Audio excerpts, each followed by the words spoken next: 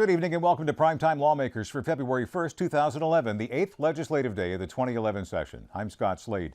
Coming up on tonight's program, advocates rally at the Capitol to raise awareness for sexual exploitation of minors. We continue our series of leadership interviews. Tonight we have House Majority Caucus Chair Donna Sheldon.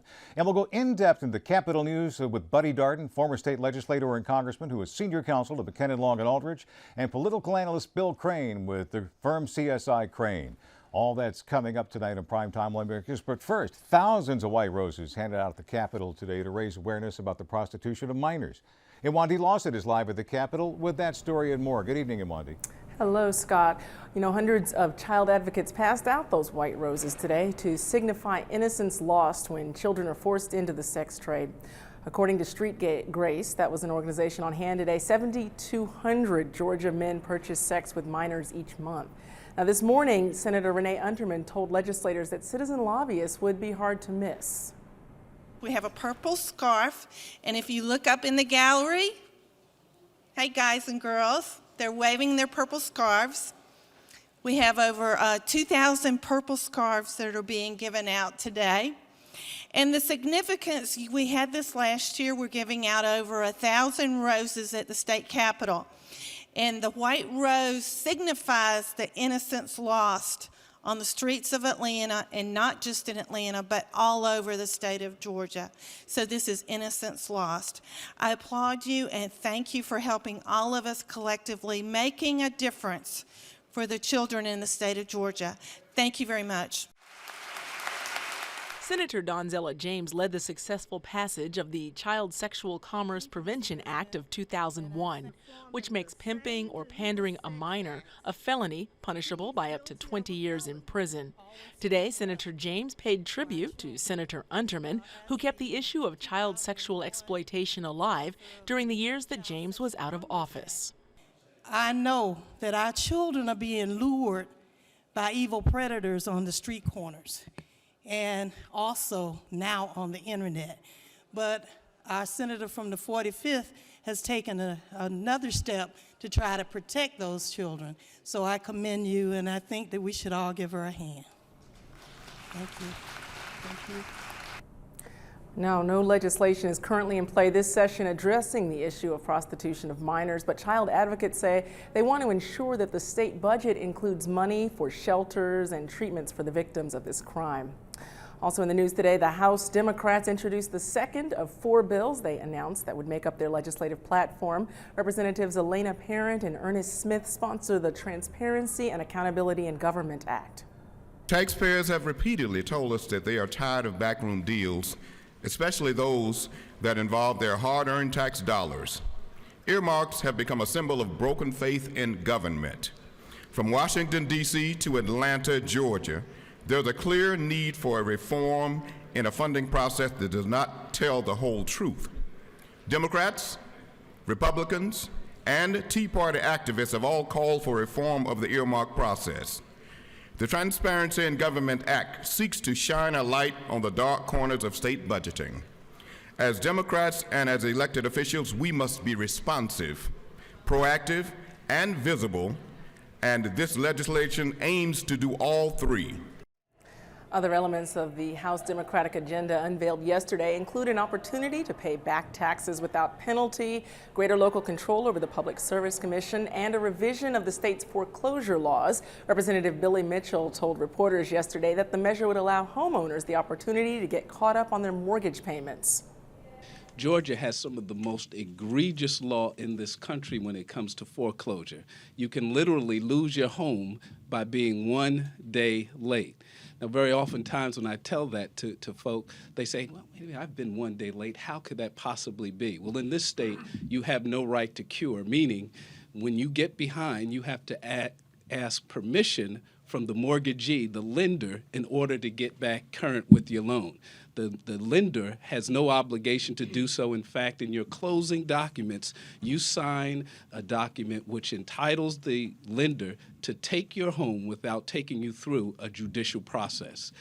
Simply put, this act would make the notice provision 90 days and would give the consumer the absolute right to cure their debt. in this country, indeed in this state, if you have the money to come out of a past due situation, you should be allowed to do so. Fact of the matter is, this is what Democrats are about, making certain that our economy is what it ought to be for all folk.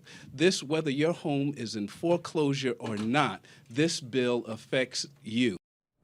That foreclosure legislation is expected to be introduced in the House by Thursday. Reporting live from the Capitol, I'm Wandi Lawson for Primetime Lawmakers. Wandi, while we've got you, a bill to eliminate the driver's license in Georgia is making some national news. What are you hearing about House Bill 7? Well, that's legislation sponsored by Marietta Representative Bobby Franklin. He's introduced that Right to Travel Act. He actually introduced it back on the first day of the session. That bill would allow anyone of any age to operate a motor vehicle without a license. And in that legislation, Representative Franklin cites the U.S. Constitution, the Magna Carta, the Articles of Confederation, and many other documents in order to prove that it is unlawful for the state to regulate an individual's right to travel. He also asserts that the state is overstepping its jurisdiction by requiring driver's licenses. Representative Franklin has not been shy about going it alone before. There's a famous picture of him wearing the Lone Ranger's mask, in fact, that's gone around. What's the likelihood this bill is going to move through the General Assembly? Well, you named it. You know that legislative watchers have seen Representative Franklin prides himself on standing alone on many issues. So, each year he pre-files that legislation to abolish abortion by creating the crime of prenatal murder. This year he also made some headlines by suggesting that the state could use gold and silver to pay its bills. His legislation doesn't usually gain much traction, but it does make for some interesting news blurbs. It certainly does. It gets us talking. Thanks very much, Wandi. Thank you. Have a good night. And now to tonight's leadership segment. Yesterday, Wandi Lawson sat down with House Majority Caucus Chair Donna Sheldon around the time a judge ruled the federal health care legislation unconstitutional. Representative Sheldon says the state is doing all that it can to fund health care, including care in hospitals. Well, one of the things that our budget did take care of this year, even the amended, was the disproportionate funding for hospitals. So we're continuing to make sure we're funding hospitals that see a high number of uninsured citizens. So, but I think it's important for us to look at this slowly, and because it definitely is going to make a negative impact on our budget. So we have to, over the past couple of years, we've had a strong reliance on federally qualified health care centers. So we have done things as General Assembly to address the needs for insurance and medical care for the uninsured. But I definitely think that funding for the current President's health care program, at this point we are not able to do that. Lean budget year, of course, one of many that have come in the last few years. What are the top priorities then, and how will you be addressing those, considering the fact that there is really no more money? And it looks like, for 12 budget, there'll be an additional 7% cut among state agencies. However, there's not going to be across the board cut. There will be a prioritization. The governor's already made it known. And just like the House and the Senate have in the past, that education is important to us, and we will continue to do what we can. In the FY12 budget, actually, K through 12 education gets $30 million additional dollars, and that would toward their formula funding. So it'll be programmatic. We'll look at the core responsibilities of government, and those areas will take maybe receive fewer cuts or less cuts. And you mentioned increased funding for K-12 education and towards funding its formula. There's also talk this year that the QBE is going to actually be reformed. Mm-hmm. How do you see that impacting kind of how public education is funded here? I think, the QBE funding formula, we've had a lot of discussions about that over the past several years. And, I think there's definitely a need for that formula to be looked at and addressed. We're not sure exactly what we ask. The question is often asked is, what does it cost to educate a child? And I think we've got to find that answer before we can really ever address that. And what all should go into that funding formula? Should it be transportation, or should it just be, a couple of years ago we made sure that at least 65% of the funds went to the classroom and not into administration. So I think you've got to look at the funding formula. Do you feel like the legislature is in a good position to try to determine that during this session, or is that something that we look at for the future? I think it's something we'll probably need to look at for the, we do run in 2-year cycles, and I think especially considering the budget and Hope Scholarship and several things are on the plate, I'm not sure that we'll address QBE funding this year, but I definitely think that the discussion will begin. What about the Hope Scholarship? Obviously, we're hearing there's a growing shortfall between lottery revenues and what students are actually using to be educated here. What are you seeing as being some of those creative answers to that problem? And we're, definitely concerned. I think this year, like 231,000 students are, use Hope for their education. It's definitely an important part of our system. We've made a promise to those students and their families, and it's going to be important for us to make those reforms. So who are the stakeholders that you think should be considered as, a fix to the Hope funding is legislated here under the Gold Dome? If you look at the tuition increase over the past several years, if you see where we've just kind of open-ended, we just continue, Hope continues to just fund regardless what tuition is, I think that's definitely has been a problem in causing the current hole that we have. So I think if we could, maybe come into some agreement with the colleges on tuition increase would help the students and help save Hope at the same time. And then the House has introduced its version of legislation on immigration reform. You had that House Senate Joint Committee that worked on that all throughout the summer and through the winter as well. We're hearing from the governor that there might be some concerns about a federal lawsuit regarding that legislation, but what are some of your feelings about what Representative Matt Ramsey has proposed thus far? In America, we support immigrants. Most of us we're from families who immigrated here, and we have to, at this point in our society, we have to determine, are we going to a country of law, and will we follow that law? I have several friends and citizens or constituents who who migrated legally and are just as frustrated when they see the illegal immigrants coming in and some of the challenges that they're bringing to the society. But it's unfortunate that we have to address this at a state level. I mean, in reality, it is a federal issue. And if our federal government were taking this seriously several years ago, we would not be having this discussion. But it's really about a security issue. Securing our borders and making sure that the citizens that are here, that we know who they are and why they're here. So I look forward to working with Representative Ramsey as he moves this bill through the session. Do you think that the legislature should be considering the possibility of litigation when it is introducing legislation like this? I think it's important for us to do what we think is right for the citizens of Georgia. Like I said, I think the federal government has abdicated their responsibility in this issue. And if we come together and provide a good, sound law that will begin that discussion and process, then I definitely applaud that issue. From Decatur, Georgia and Gwinnett County, Representative Donna Sheldon heads the Republican caucus in the House. In just a moment, I'll be joined on set by Buddy Darden and Bill Crane for analysis on important topics of this session, including immigration reform. But first, this short break, so stay with us.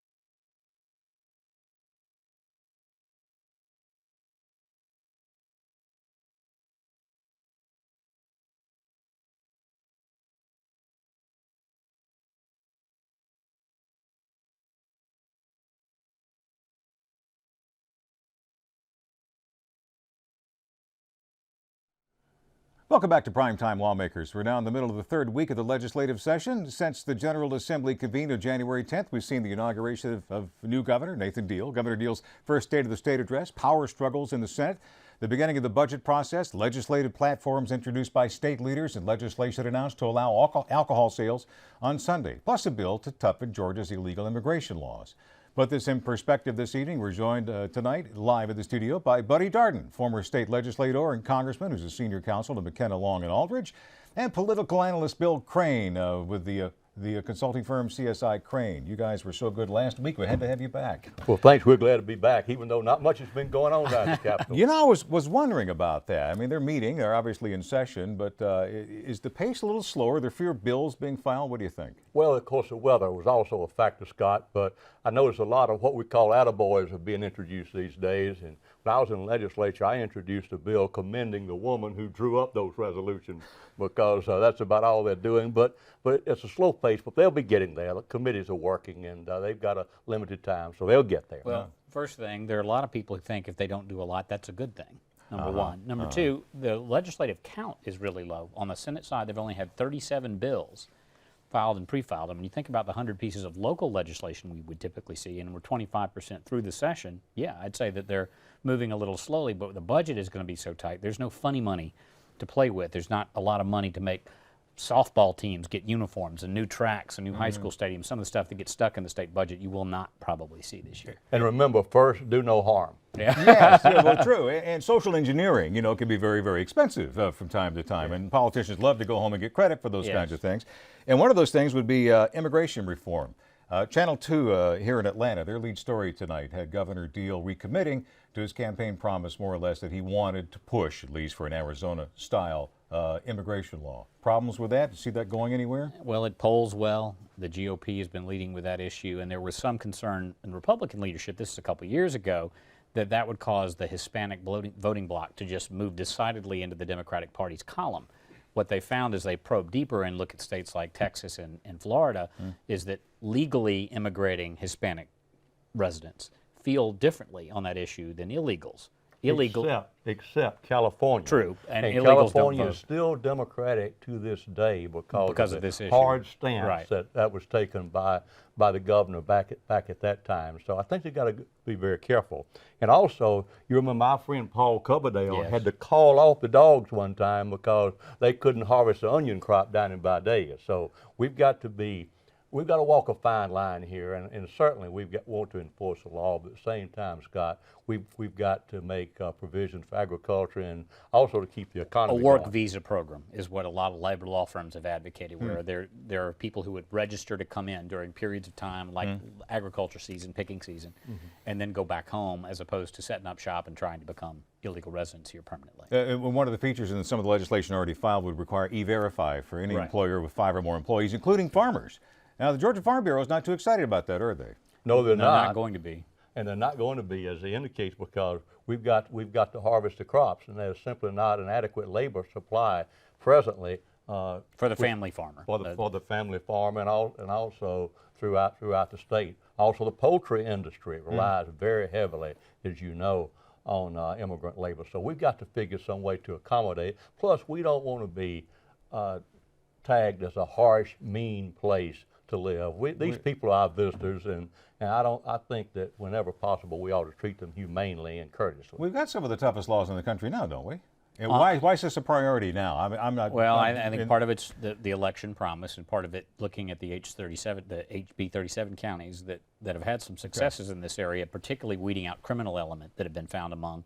In Gwinnett County, as an example, Sheriff Butch Conway and his folks have done a great job pulling people off the streets who did not need to be there, who were illegally immigrated and who are committing crimes here. So I think those two, fear, Donna Sheldon talked to public safety, and the rule of law, and politics. But that's 287G, that's a federal program. Correct. It's not a state program. Now, I was Sheriff Neil Warren in Cobb. Well, it's a cooperative federal state program in which they, of course, arrest persons who commit crimes and then in many instances deport them. But you can't deport everybody who gets a traffic ticket. So you've got to be a little selective. Or 12 million people that are estimated. Exactly. A couple of million which are supposed to be here in Georgia. That's the estimate today, 712,000 illegal immigrants, more or less, in Georgia. That's now. right. We're seventh in the country in the number of illegal immigrants, and we just don't have the facilities or the jails to hold these people. So we've got to show a little restraint, frankly, a little discretion and judgment. But we can't wait for Congress. I mean, the last immigrant reform legislation that made it through was the 1986 Act, and Reagan was in the White House in his second term, and it's a jumble in and of itself. Everybody spent a lot of political capital back then. I remember voting for it, and and it was kind of tough up The until 7% those northern solution, yeah. counties. Yeah. Local control of alcohol sales in this program last night. We talked about it in depth with Senator Balfour and representative of the Georgia Alcohol Retailers Association. They were in agreement that this particular version of the law, which will allow local control, has a pretty good chance. And it's in committee now, or about to be. What do you think? Good I think chance? it's a done deal. Good? I think it's just a question of putting the finishing touches on it, because it's an idea. This sounds a little trite. Whose time's come, and people are ready to do this and move on. You know, the wages of sin, this is a tax people are going to be willing to pay. And a lot of municipalities in particular want the additional tourism, nightlife, that Sunday doesn't allow them now until, you know, in restaurants only that they'd have with hospitality. And it's, I think you told me, Mothers Against Drunk Driving. Yep. Senator Balfour said last night it's kind of an odd thing. MAD and the Alcohol Dealers Association are actually in favor of Because they think people law. will drink at home. Right, stay off the road, that sort of thing. The counties who don't want it just won't have it. They'll stay dry. Plus, you can be like Chick-fil-A, don't open on Sunday if you don't want to. If it Exactly. passes. Okay, all right. Other issues today, tax reform package. And, you know, this council worked an awful long time on that. And I want to get to this particular tape from Senate Majority Chip Rogers that is broadcast on Georgia Public Broadcasting. He kind of put the reins on one of his colleagues when it came time to see if it was moving ahead. Watch this. We're going to be very careful in this process. And one thing we're going to do a little different than Washington, D.C., we're going to make sure that every one of our members reads this thing and understands it. And we're going to go through this process before we throw something out there that reforms an entire tax system. And one of the complaints that we heard on the campaign trail time and time again is you have people voting to overhaul a healthcare system that didn't even read the bill. That will not happen in the state Senate, at least on this side of the aisle. We will read the bill. We'll make sure everybody understands what's in it. This is something that's going to impact all 9.8 million Georgians and those traveling through our state. And they deserve to know that their legislature took their time and did this right. So not exactly sure how fast we'll move on this. I agree with Senator Heath.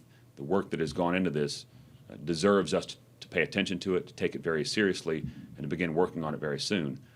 But we will not move forward on it until we're ready to move forward on it. We will not move forward on it just for the sake of moving forward on it. We will do this and do it very carefully. This is the entire report from the committee that was headed up by Edie Frazier and others. They've spent a lot of time going around the state, got a lot of input on this thing. And if I had to boil it down, would you agree that it probably leans a little heavier in consumption taxes and a little less heavy on income taxes? It does, and I just heard the brakes being slammed on. At least that's what the Senate is called in Washington, is the brakes. I don't think they'll substantively take up this crafting of the bill off the report. And by the way, the report's only about 30 pages, so it's not a huge long read. It's not 2,000 pages. Exactly. And all deference to the senators, it's a little different reading a 30-page report or maybe a 15-page bill than a 3,000-page bill as you are when you deal with the federal taxes. But I want to say this. I saw a very impressive interview last night with Majority Leader Larry O'Neill, and he says something kind of to the effect of what Chip Rogers is saying. And most people think that the tax situation in Georgia is not all that bad. First of all, if you make $7,000 or $7 million, you got a flat tax. Everybody wants a flat tax. That's kept it. We're 49th per capita now. 49th per capita. So why don't we take away some of the sweetheart deals that have worked their way in over the years to the bill, and maybe play with the brackets a little bit. But really, we don't have a tax crisis in the state of Georgia. We have complete horizontal equity in the income tax, and I think we've got a good bit of vertical equity in the corporate There are tax. some anti-growth elements relative to economic development, and those are addressed in the committee's report. They may or may not get adopted, particularly as it relates to the cost of inputs on manufacturing and farming, as an example. Energy costs, for example, now in Georgia are taxed to the manufacturer. Inputs, they're called. Which ends up being in the price of the product. Delta and AirTran want to keep their tax break that they get. Right, on they fuel. don't pay the full amount on fuel, but we don't have a tax crisis in the state. Other than there's not quite enough money. Yeah, right. And some people think that's great. Yeah, you know? the income tax is half of the revenues. So there was a desire to take the income tax down even lower, but it's half of the state's revenues. Well, what's going on now is they're hammering this 30-page report in legislative language, this joint committee, which the legislature will then vote on up or down. I don't think this session they'll do that. Probably not, but then they'll go back in and tinker and pull pieces out and that sort of thing. They will, but don't expect any drastic change. What you got is either you're going to have the income tax, flat tax at 6% like it is now, or are you going to put the sales tax on prescription drugs and grocers. I don't think that's a decision that our legislature wants to make, and I think that the issue is not trying to get more revenue. They say it's going to be revenue neutral, so if it's not going to give us more money, right? Really, again, I'm repeating myself, but there's no crisis. Yeah, they want to see us get back. If we get back to 4% revenue growth, the state of Georgia, a lot of the problems we're talking about in terms of the budget, unemployment, all go away. And I think they'd rather deal with this. There's a belief the economy is going to start to break loose, and they would rather deal with this in a better economy. One more thing here about this, and some insiders have said that Georgia's tax revenue, the whole system got unstable when they took the sales tax off food, because everybody's got to eat. Well, Governor Miller's among those who said maybe it wasn't the best idea. And in hindsight, it was an attempt basically to solidify a vote base and also to make the tax less regressive in terms of consumption, because everybody has to buy food. But he said more than a few times since he wouldn't do it again, not the way that he did it at the time. Education's always a big deal, big chunk of the budget. What conceivably can the state do to change anything when you get right down to it? I was thinking today, here's how you can combine tax reform and at the same time help the teachers out. Why not take the income tax off of the public school teacher's salary in this state? How do you think people would react to that? I know, well, the teachers would love it. Teachers would love it. What about the state patrol? What about corrections officials? You can't give those people raises. We don't have the money. And everybody wants tax reform. Why don't we give them a tax break, I mean, and exempt that income? I don't know how where you would draw the line on full to part-time, but I do think two things that the governor can do. More local control of the existing budget in terms of how they spend the dollars they get. And there is discussion, and it follows along choice and charter school lines, but having dollars follow students. So in the system, say DeKalb County, Cobb County, Gwinnett County, the dollars follow the scholars, and as students with their parent choice move from school to school, the dollars go to that school, and it somewhat undercuts that school board decision about how budgets are allocated. One more thing here, another issue this evening, of course, the federal court ruling that pretty much said the big chunk of the health care reform law was unconstitutional, especially the individual mandate part of it. How that applies to Georgia, we will wait, obviously, for it to go through the appeals process. It will likely come through Atlanta, but the bigger issue is Medicaid, I think. At least that's the bear at the door for us, isn't it? Paying those huge amounts of money. And growing. Absolutely, and growing. And we can talk about the health care bill and which judge said what, and we all agree it's going to be decided by the Supreme Court of the United States at some point, and I don't know what they're going to do, but at the same time, the elephant in the room is Medicaid. It's growing and growing. 33 million new, not Georgia, but across the country, Medicaid subscribers are expected this year as a result of the law, without a requisite amount of funding to cover the needs and expenses of that 33 million new patients. And requiring a larger state percentage every time. Into Medicaid. It used to be something like 90-10. Yeah, and it indexes up as opposed to correct. And now it's fastly going out of control. What do you think about the Democrats' proposal for a tax amnesty, for penalties at least, to get a little revenue back in? I love that one. Reagan did it. The Democrats have done it before. It brings in money. It allows a few scofflaws sitting out there to clean their books out. It allows some people who might otherwise consider bankruptcy another thing to pay the tax bill, and it's a quick $50-60 million probably easily.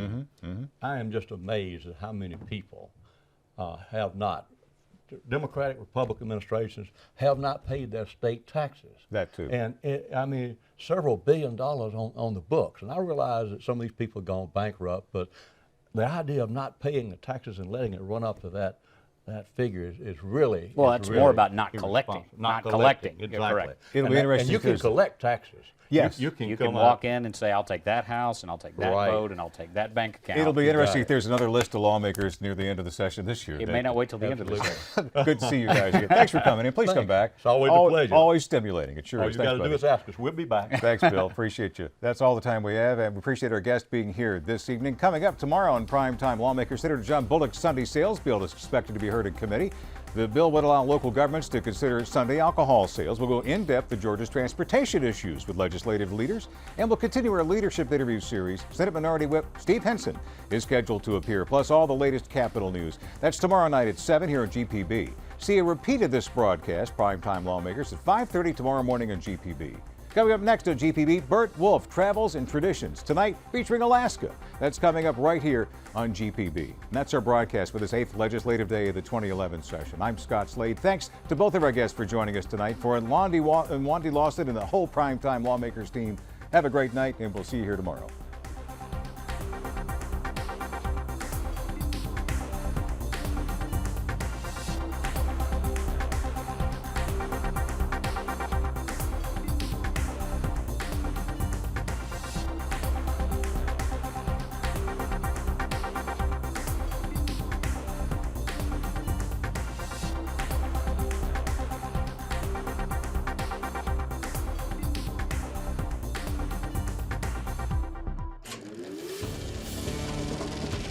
This is a GPB original production.